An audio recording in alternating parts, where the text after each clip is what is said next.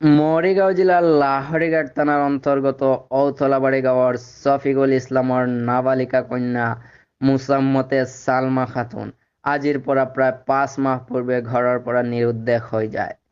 নিৰুদ্দেশ হৈ যোৱা পৰিয়ালে লাহৰীঘাট থানাত এজাহাৰ দাখিল কৰিছে যদিও প্ৰশাসনৰ কোনো গা লৰা নাই।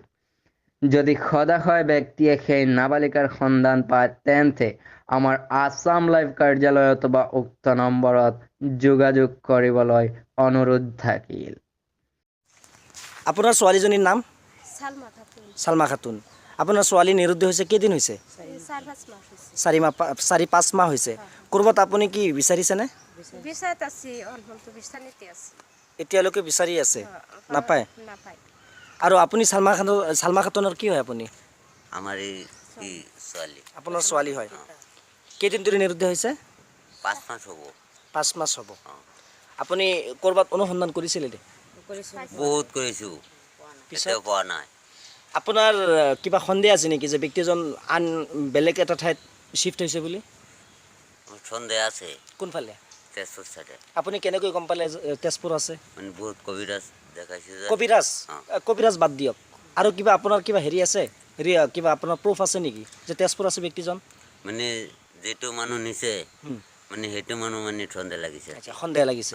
সেইজন ব্যক্তিৰ আপুনি ইনফৰমেশ্যন দিছিলেনে? মেছেজ বা আপুনি ফোন কৰিছিলেনে? ফোন কৰিছোঁ, আগে কৰিছে, এতিয়া কৰা নাই। কিয় কৰা নাই? এতিয়া কৰা নাই মানে সেয়া গোপনীয়তা ৰাখি আছে। এতিয়া চুইচ অফ কৰি ৰাখিছে। ল'ৰাটোৰ নামটো জনাব। ল'ৰাৰ নামটো ইজাহাৰ। মানে ইজাহাৰ ব্যক্তিজন আপোনাৰ সন্দেহযুক্ত যে এইজন ব্যক্তিৰ লগত যাব পাৰে। হয়, আপোনাক ইতিমধ্যে আমি দেখুৱাইছোঁ। এই আমাৰ কেমেৰাৰ সন্মুখত যি ঘৰ দেখা পাইছে, এই ঘৰৰ এজনী নাবালিকা ছোৱালী আজিৰ পৰা প্ৰায় 5-6 মাহ ধৰি নিৰুদ্দেশ হৈ আছে। যদি কোনো সতীৰ্থই এই ব্যক্তিজনক যদি আপোনালোকে কোনো সন্ধান পায় তেন্তে মই আপোনালোকক ফটো মই আপলোড কৰিম, ফটো দেখুৱাম। কোনো ব্যক্তিয়ে যদি সন্ধান পায় তেন্তে আপোনালোকে এই ব্যক্তিজনক আপুনি নিশ্চয় আপোনালোকক হেল্পফুল কৰিব বুলি আমি আশাবাদী। ধন্যবাদ। লাহৰীঘাটৰ পৰা বায়জিৎ বুস্তামী, আছাম লাইভ।